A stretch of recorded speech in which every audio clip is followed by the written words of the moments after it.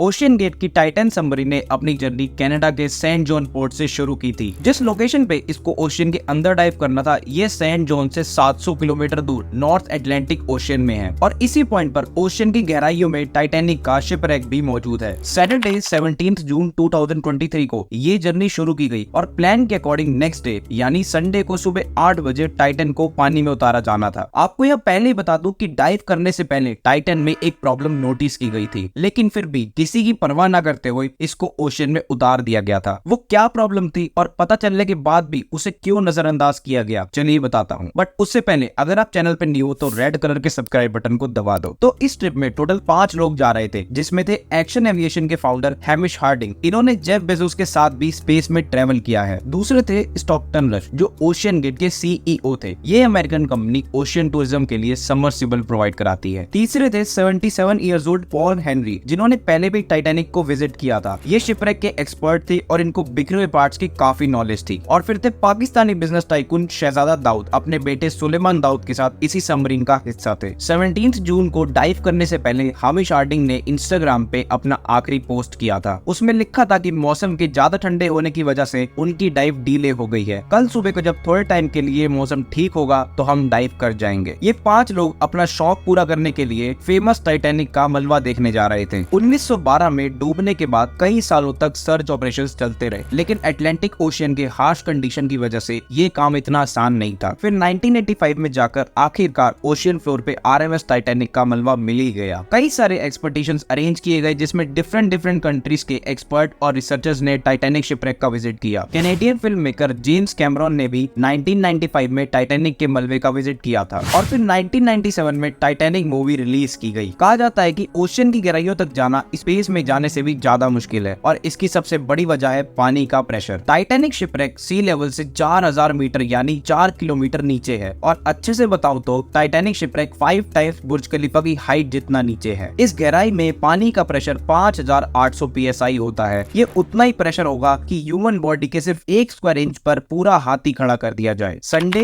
18 जून 2023 दोपहर को 12 बजे सबमरीन का सफर शुरू हुआ। नॉर्मली टाइटैनिक तक पहुंचने में 2 घंटे लगते हैं, लेकिन 1 घंटे 45 मिनटों के बाद ही मदरशिप पोलर प्रिंस जो ऊपर वेट कर रही थी उसका सबमरीन से कनेक्शन टूट गया। ये पूरा ट्रिप टोटल 7 घंटों का था, 12 बजे से शाम 7 बजे तक। बट जब शाम 7 बजे सबमरीन से कोई कांटेक्ट नहीं हुआ तो ऊपर वेट कर रही मदरशिप का क्रू घबरा गया। Canadian research vessel polar Prince ने टाइटन को ढूंढना शुरू कर दिया। 9:40 पर उन्होंने यूएस कोस्ट गार्ड से हेल्प मांगी। फिर यूएस और कनाडा ने मिलकर पूरे एरिया में सर्च ऑपरेशन शुरू किया। उन्होंने सरफेस के साथ साथ अंडर वाटर सोनार स्कैनिंग से भी तलाश की। अगले 3 दिन तक सर्च करने पर भी टाइटन का कुछ पता नहीं चला और सबमरीन में जितना ऑक्सीजन था वो सिर्फ 4 दिन तक का था और उस टाइम तक 4 में से 3 दिन हो चुके थे। फिर थर्सडे 22 जून को दोपहर 12 बजे आरओवी को टाइटैनिक के मलबे के पास भेजा गया। उस आरओवी ने टाइटन का एक हिस्सा टाइटैनिक से सिर्फ 1600 फीट दूर पड़ा हुआ देखा। जो देखने गई थी टाइटैनिक के मलबे को, अब उसका मलबा ही पूरी दुनिया में हेडलाइन बन चुका था। इसका सिर्फ एक ही मतलब है कि सबमरीन पानी का प्रेशर बर्दाश्त न कर पाई और समुद्र में ही फट गई। ओशियन गेट के सीईओ, जो कि खुद इस इंसिडेंट में अपनी जान गंवा बैठे, उन्होंने 2021 में कहा था कि उन्हें पता है कि उन्होंने टाइटन को बनाते टाइम कुछ रूल्स तोड़े हैं। जैसे उन्होंने टाइटन को स्टील से नहीं बल्कि एविएशन ग्रेड कार्बन फाइबर से बनाया था, जो कि एक मिस्टेक थी, बट उनके अकॉर्डिंग ये एक नई इनोवेशन भी थी और इसमें पहले से ही क्रैक्स भी थे। ये 2019 में एक बिजनेसमैन कार्ल स्टैनली को लेके गई थी और तब उनको टाइटन की बॉडी से क्रैकिंग की आवाज सुनाई दी थी। At one point, I was actually even able to drive the submarine towards deeper water by the sound of the cracking getting louder. जिस गहराई में टाइटन फटी है, एक्सपर्ट्स का कहना है कि उसको फटने में सिर्फ 0.3 सेकंड्स लगे होंगे। वीडियो पसंद आई तो लाइक कर देना, चैनल पे न्यू तो सब्सक्राइब कर देना और हम मिलते हैं आपको हमारी नेक्स्ट वीडियो में, जो कि ऑफ कोर्स अमेजिंग होगी।